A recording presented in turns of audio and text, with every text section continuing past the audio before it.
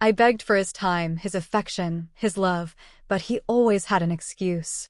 Maybe next week, I'm just tired, you're overreacting. Then one day, someone else showed me that I wasn't overreacting, I was starving for something my husband had stopped giving me. That night, he finally noticed my silence and asked, "Are you mad at me?" I smirked, "No, I just don't need you anymore." He laughed, "What's that supposed to mean?" I whispered, "It means I found someone who doesn't make me beg for love." His face dropped, and that's when he knew he had pushed me away forever. I never thought I'd be the one writing a story like this, but here I am. Maybe sharing will help someone else feeling as lost as I was. I'm 42, married to Mark for 18 years. We live in Chicago with our 2 teenage kids. From the outside, everything looked fine. But inside, things were falling apart. Mark and I met in college. He was charming, ambitious, and had a laugh that could light up a room. We dated for 3 years before getting married. The early years were great. We traveled, shared dreams, and built a life together. But over time, things changed. Mark became more focused on work. Late nights at the office became routine.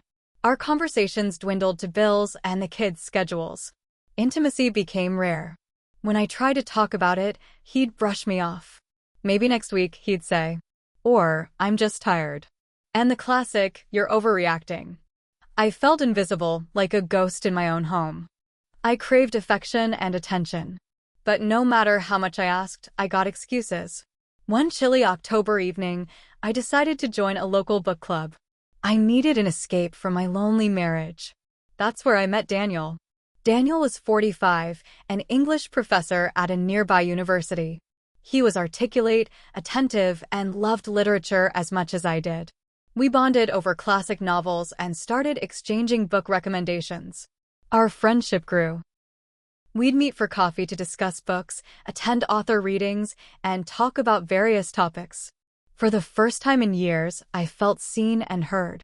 Daniel listened, valued my opinions, and made me feel appreciated.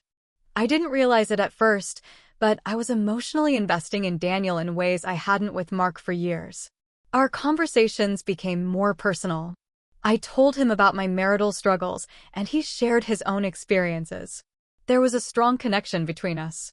One evening, after a book club session, Daniel walked me to my car. As we stood there, the tension was strong. He reached out, tucking a stray hair behind my ear. For a moment, time stood still. But I pulled away, muttered about how late it was, and drove home with a whirlwind of emotions. That night, Mark noticed my silence. For once, he seemed to see me. "Are you mad at me?" he asked, confused. I smirked, a bitter laugh escaping. "No, I just don't need you anymore." He chuckled nervously. "What's that supposed to mean?" I met his gaze, my voice barely above a whisper. "It means I've found someone who doesn't make me beg for love." His face dropped, the color draining as realization set in. "Sarah, what are you saying?" "I'm saying that for years, I've been starving for your affection, your attention. And while I never sought it elsewhere, someone else showed me that I wasn't overreacting, I was deprived." The days that followed were a blur. Mark took time off work, something he hadn't done in years. We attended couples therapy, where for the first time, he listened without dismissing my feelings. I ended things with Daniel, explaining that I needed to focus on my marriage and family. He understood, expressing hope that I'd find the happiness I deserved. It's been a year since that night. Mark and I are still together, working through our issues. It's not perfect, and some days are harder than others. But we're communicating more, attending therapy regularly, and making an effort to reconnect. Emotional neglect can be as damaging as any other form of neglect. Feeling unseen and unheard in a relationship is lonely. While I don't condone seeking solace outside of marriage, I understand how it can happen. A few weeks after I told Mark I didn't need him anymore, things started to change, at least on the surface. He began coming home earlier. He helped more around the house. He cooked dinner one night, which shocked the hell out of me. He even hugged me more, though it felt stiff, like he was following a script. I wanted to believe he meant it, that maybe I hadn't wasted all these years. But deep down, I was still hollow. It's hard to unstarve a heart overnight, especially when it's been empty for so long. Then, something happened. One afternoon, while Mark was at the store and I was tidying up, I heard his tablet ping. Normally, I wouldn't care. But something told me to look. Call it intuition, or maybe just years of silence sharpening my senses. I opened it. There was a string of messages from a number not saved in his contacts. The tone was casual, too casual. Missed you last night, don't forget our weekend plan. I sat down hard on the edge of the couch, my whole body cold. I scrolled up. Pictures. Nothing graphic, but enough. Her face was in one. Younger. Pretty. Lipstick smudged on a wine glass, some boutique hotel bed in the background. I felt numb. Not angry yet. Just numb. When Mark got home, I didn't say a word. I handed him the tablet. His face changed instantly, like he knew this day was always coming. Sarah, I raised my hand. Save it. He didn't even deny it. He just sat down, head in his hands. It was just, after everything, you shut down. I left. It wasn't funny, but it was either that or scream. I shut down? I've been begging for years. I pleaded for scraps of your time. I told you I was drowning and you said, maybe next week. Silence. I asked the question I shouldn't have asked. How long? He hesitated. That was the worst part, he hesitated. About 6 months. That was the same time I started going to the book club. So while I was finding someone who made me feel seen, Mark was already with someone who made him feel, what? Young? Desired? It hit me then. We weren't two people falling out of sync. We were two people who had already left the marriage, we just didn't say it out loud. I didn't leave. Not yet. Maybe out of fear. Or habit. Or the kids. But everything changed in that moment. Whatever thread was holding us together snapped. We were still in the same house, still smiling for the kids, still pretending things were getting better. But now there was this quiet war between us. He tried harder. Flowers, gifts, surprise dinners. But it felt hollow, like trying to water a dead plant. Then one day, Daniel texted me. I hadn't heard from him since I told him we needed to stop. He said, I hope you're okay. Just wanted to say you deserve better than silence. I didn't reply, but my hands shook for 20 minutes. More things started to unravel. Mark's business trips now came with question marks. He started locking his phone. The same man who once forgot he even had a passcode now guarded his phone like a second wallet. And yet, he still asked why I seemed distant. Why I didn't smile at him anymore.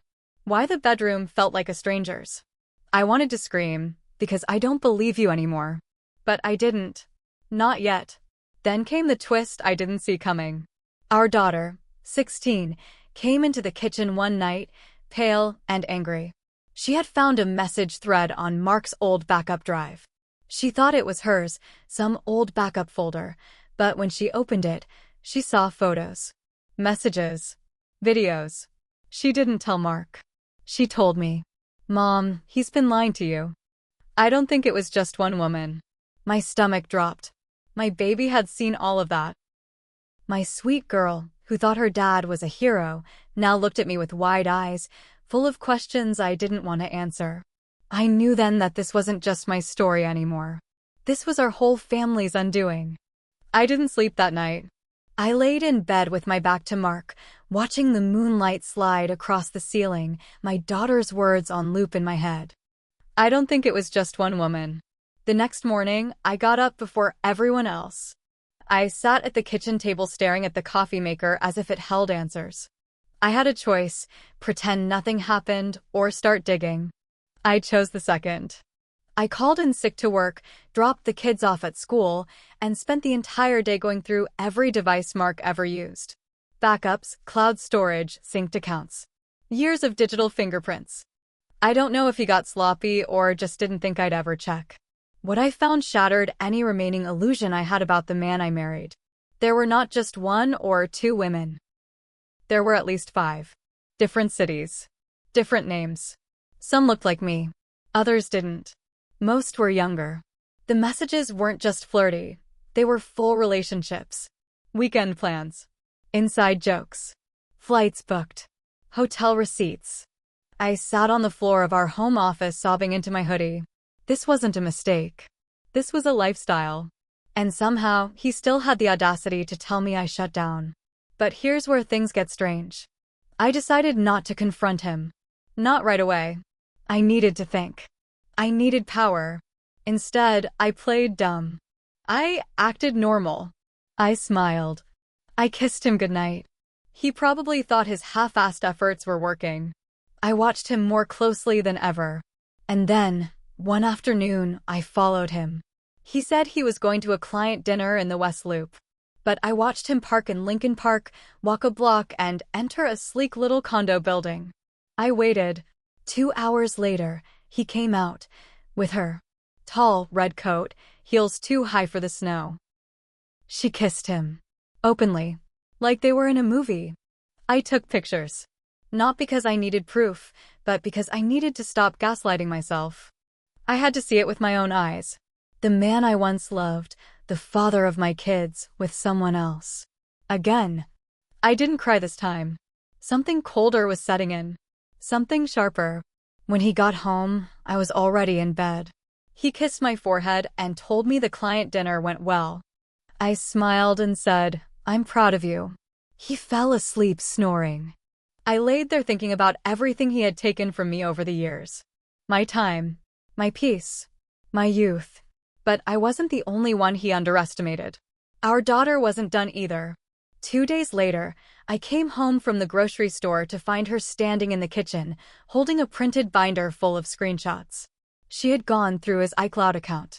She didn't just find the women, she found fake accounts, burner emails, even Venmo transactions for things like spa day and brunch. She looked at me with a fierce calm I didn't recognize. "I think he's been using our college savings account," she said flatly. I felt dizzy. I checked. She was right. He had transferred over $12,000 in miscellaneous withdrawals over the past 18 months. Labeled under travel, surprise gifts, and business-related costs. I sat down. This wasn't just infidelity. This was theft. From his own family. That night, I looked at him across the dinner table. The man chewing his food like everything was fine. The kids chatting about school. My heart beating like a drum in my ears. I wasn't ready to explode yet. But I was getting close. And still, there was more I didn't know. I didn't plan for it to happen that night. But life has a way of choosing the moment for you, when you're just fed up enough, when your soul can't carry one more quiet lie. It was a Saturday. Snow was falling heavy, clinging to the windows like a warning. Mark suggested we have a family dinner night. He made pasta. Set the table. Even lit candles like he was still trying to play the role of trying husband. I sat there with my daughter beside me, my son across from me, and Mark at the head of the table. He smiled like everything was normal. Like I didn't have an entire binder of his betrayal tucked under my bed. Halfway through dinner, my daughter, God bless her bold, broken heart, looked him dead in the eyes and said, "Why did you take my college money to fly out and sleep with women, Dad?" Forks froze. Sauce dripped off my son's chin. Mark blinked like someone had slapped him across the face. "What?" He laughed nervously. "What are you talking about?" She didn't flinch. She stood up, walked into her room, and came back with the binder. Slammed it on the table. "I'm not stupid. We're not stupid. You think we haven't noticed how weird things have been? You think I didn't see the bank records?" Mark looked at me, panic rising. "Sarah." I didn't say a word. Just stared at him. My silence screamed louder than anything. He flipped open the binder, scanned a few pages, emails, photos, the bank withdrawals. And then his face changed. That stupid charm cracked like glass. He stood up, pacing. "You went through my accounts? This is a total invasion of privacy. This is illegal, Sarah." My son, quiet and sweet, just 14, spoke up. "You stole from us." Mark froze. His eyes flicked around the room, searching for sympathy, but there was none. "You don't understand," he muttered. "Things haven't been easy between us. Don't you dare blame her," my daughter snapped. "She begged you to care. You didn't. So don't stand there and act like this is some mutual falling apart." Mark's voice got louder, desperate. "You think it's that simple? You think marriage is just about feelings? I've been working to keep this family afloat. I've carried everything for years. I stood up then. You carried nothing, I said, my voice shaking. You used us. You shut me out. You made me question myself every day. You had me believing I was the problem. And all the while, you were living a second life. Tears burned in my eyes, but I didn't cry. He looked at me like he didn't know who I was. Like he'd finally seen the damage he caused. I didn't mean to, I raised my hand. Stop. Just stop. He collapsed into the chair. Silent. The kids left the table. My daughter slammed her door. My son went to his room, eyes glassy, heart bruised in a way I couldn't fix. And Mark? He just sat there, staring at the cold pasta. No excuses left. The next morning, he tried to talk. Said he was sorry. Said he'd fix it. Said we could go to therapy again, try again. I told him he needed to leave. He packed a bag. Asked where he should go. I told him I didn't care. When the door closed behind him, I sat on the couch and felt empty. But it wasn't the same emptiness as before. This one had edges. Shape. It wasn't sadness. It was relief wrapped in grief. My parents came over that evening. My mom sat beside me, her fingers gently curling around mine. My dad took one look at the binder, closed it, and said, "We've got your back, sweetheart." In the days that followed, word spread. Family, friends, people who had always thought we were the solid ones reached out. Some were sympathetic. Some whispered judgments. One of Mark's cousins messaged me, asking if I was sure I wasn't being too emotional. I blocked her. Mark moved into a small apartment in Logan Square. We agreed to share custody of the kids, though both of them stayed with me full-time in the beginning. They didn't want to see him. There were tears. Late-night breakdowns. Guilt. I wondered if I should have left earlier. Or stayed longer. But mostly I healed. I went back to the book club. I found joy in small things. I spent weekends with the kids doing absolutely nothing and everything at once. Laughing, crying sometimes. But honest. Daniel reached out again. I told him I wasn't ready. Because this time, I wanted to build something for myself first. Something not dependent on someone else's approval or affection. Something that couldn't be taken away by excuses like, next week, or you're overreacting. I don't know what the future holds. Maybe I'll fall in love again. Maybe I won't. But I do know this, I am no longer starving. And I'll never beg for love again.